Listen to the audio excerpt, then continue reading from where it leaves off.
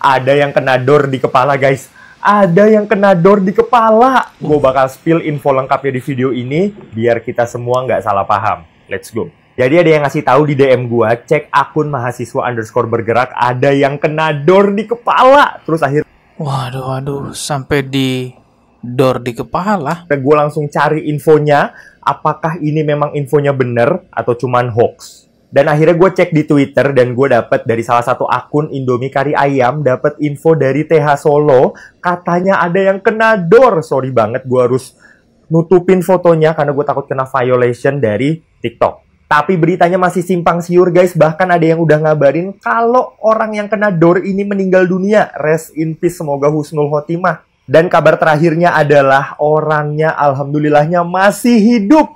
Masih bisa diselamatkan, guys, karena ada ambulans yang standby di deket situ. Jadi pas ambulansnya datang, itu korban masih sempet sadarkan diri, jadi masih bisa diselamatkan. Alhamdulillah, thank you banget orang-orang baik yang ada di sana. Ini sekarang udah nggak dilindes lagi nih, udah didor nih. Ya, jadi memang ada media berita yang mengabarkan bahwa salah satu pendemo itu kena dor di kepala. Berita ini berasal dari akun TikTok media berita yang sudah verified ya. Ini berarti akun resmi ya, karena sudah centang biru. Dan di sini juga ada keterangannya. Coba kita baca dulu ya keterangannya ini. Heboh demonstran di Solo kena sniper. Dugaan memang ada instruksi kenai kepala saat HT direbut massa. Oh, coba kita lihat videonya ya. Kasih tahu anggota nembakannya pas ke atas kepala.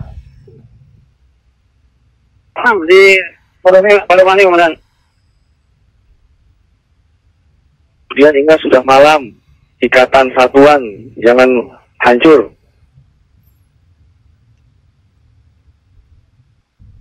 Kasih tahu anggota nembakannya pas ke atas kepala. Kasih tahu anggota nembakannya pas ke atas kepala. Waduh, itu suara siapa tuh? Sebuah video viral di media sosial demonstran di Solo, Jumat tanggal 29 bulan 9 malam. Dalam video tersebut bocor percakapan. Diduga polisi menginstruksikan kepada anggotanya untuk menembak para demonstran. Waduh.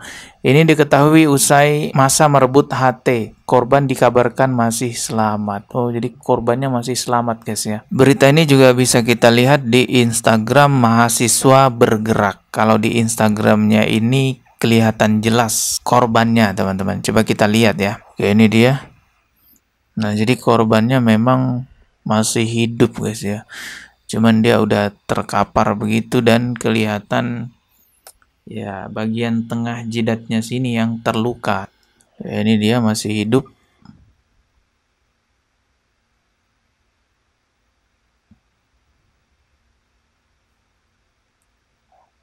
Itu tertembak sepertinya menggunakan peluru karet ya, karena kalau peluru tajam tertembak di sini, wah itu udah pasti hilang lah nyawanya. Tetapi meskipun peluru karet, luka yang kita lihat tadi cukup dalam juga, itu cukup parah juga. Memang meskipun peluru karet semestinya ya tidak diarahkan ke kepala, karena resikonya besar banget, teman-teman. Peluru karet itu kan fungsinya untuk memukul mundur demonstran, bukan untuk membinasakan demonstran ya. Kepolisian itu kan punya 3 peluru yang digunakan di lapangan. Yang pertama adalah peluru hampa. Peluru hampa ini cuman menimbulkan efek ledakan. Fungsinya memberikan shock terapi, hanya menakut-nakuti saja. Yang kedua adalah ya peluru karet. Peluru karet ini memang digunakan ketika dalam keadaan terdesak, memukul mundur para demonstran atau unjuk rasa atau orang-orang yang lagi tawuran gitu ya. Dan itu pun tidak disarankan diarahkan ke kepala, melainkan di anggota tubuh yang lain. Nah, peluru yang ketiga itu ya peluru tajam. Ya kalau peluru tajam ini penggunaannya tentu dalam medan perang ataupun dalam situasi darurat tingkat tinggi ya. Fungsinya untuk melumpuhkan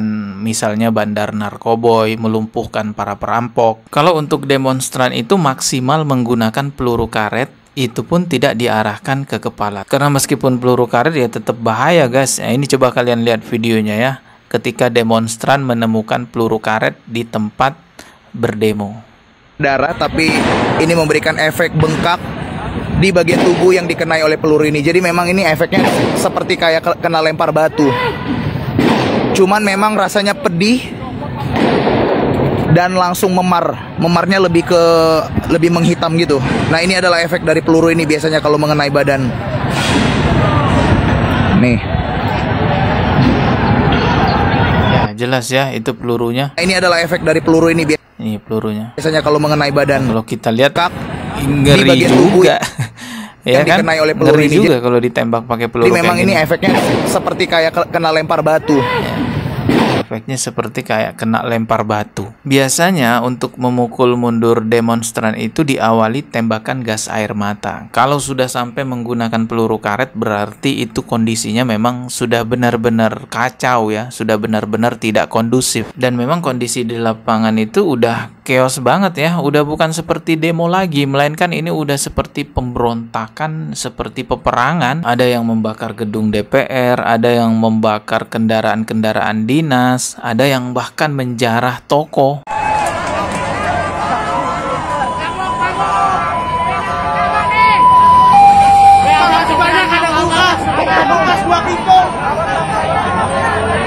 Wah, ini udah tindakan yang tidak bisa dibenarkan ya. Kalau menyampaikan aspirasi, oke lah ya, kita masih bisa membenarkan.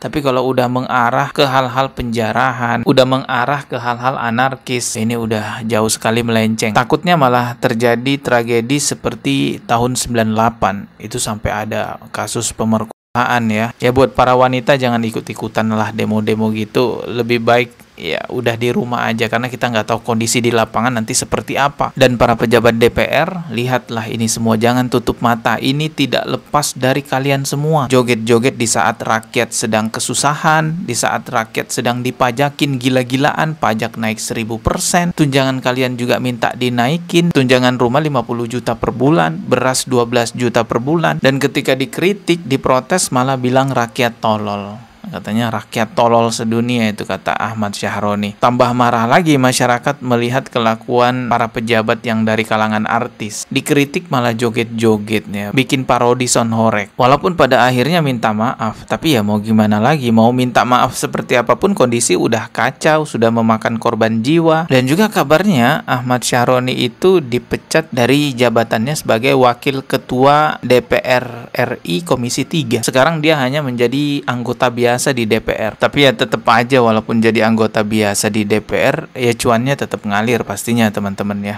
Ya kita doakan semoga ini cepat selesai, para demonstran segera selesai, para pejabat juga evaluasi, ke depan lebih baik lagi negara kita. Ketemu lagi di video berikutnya, subscribe dan juga loncengnya ditekan sebagai notifikasi. Wassalamualaikum warahmatullahi wabarakatuh.